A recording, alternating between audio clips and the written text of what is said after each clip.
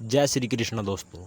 तो स्वागत है दोस्तों आपका हमारे यूट्यूब चैनल कृष्ण की वाणी में। दोस्तों हम इस यूट्यूब चैनल पर दोस्तों श्री कृष्ण के संपूर्ण जीवन की लीलाओं तथा उनकी कथाओं का वर्णन किया करेंगे। दोस्तों अगर आप श्री कृष्ण के संपूर्ण जीवन लीलाओं के बारे में जानना चाहते हैं तो हमारे इस यूट्यूब चैनल को सब्सक्राइब कर लीजिए। दोस्तों तो चलिए आज की वीडियो को शुरू करते हैं। कृष्ण का जन्म। द्वापर युग में भोजवंशी राजा अग्रसेन मथुरा के राजा थे। उनके अत्यति पुत्र कंस ने उसे गद्दी से उतार दिया और स्वयं मथुरा का राजा बन बैठा। कंस की एक बहन देवकी थी जिसका विवाह वासुदेव नाम के यदुवंशी सरदार से हुआ। एक समय जब कंस अपनी बहन देवकी को उसके ससुराल पहुंचाने जा रहा था तो रास्ते में आकाशवाणी हुई, हे कंस, जिस देवकी को तू बड़े प्रेम से ले जा रहा है उसी में तेरा काल बसता है। इसी के गर्भ से उत्पन्न 8वां बालक तेरा वध करेगा। यह सुनकर कंस वसुदेव को मारने के लिए दौड़ा। तब देवकी ने उसे विनयपूर्वक कहा, मेरे गर्भ से जो संतान होगी मैं उसे तुम्हें सौंप दूंगी। बहनोई के मारने से क्या लाभ।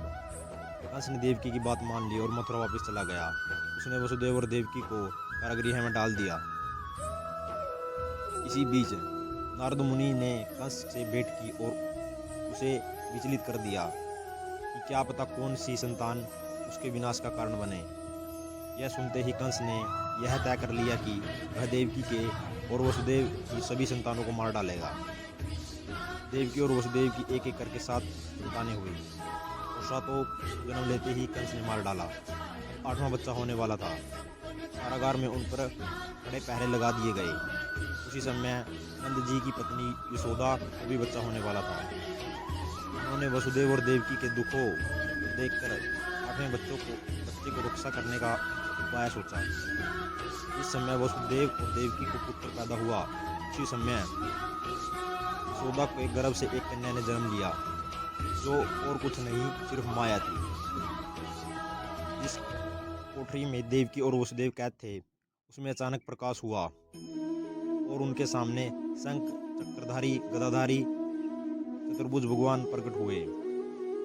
वसुदेव और देवकी दोनों भगवान के चरणों में पड़ गए। तब भगवान ने उन्हें कहा, अब मैं पुनः नवजात शिशु का रूप धारण कर लेता हूँ।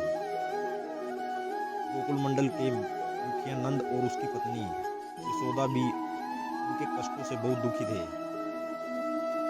देवकी और वसुदेव के 7वें पुत्र को वसुदेव की दूसरी पत्नी रोहिणी के गर्भ में स्थानांतरित किया गया। यह भी भगवान विष्णु की माया थी।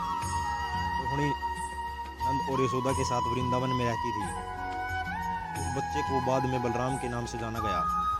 बलराम शेषनाग का अवतार माना जाता है। उधर वृंदावन में यशोदा भी गर्भ से थी। तुम मुझे इसी समय अपने मित्र नंद जी के घर वृंदावन भेज आओ और यह जो कन्या है उसे लेकर कंस के हवाले कर दो। इस समय वातावरण अनुकूल नहीं है, फिर भी तुम चिंता न करो। जागते हुए पहरेदार सो जाएंगे तथा जो बंद है वह खुल जाएंगे। यमुना तुम्हें अपने आप को पार करने का रास्ता देगी। उसी वसुदेव ने वैसा ही किया जैसा भगवान श्री कृष्ण ने करने को कहा था।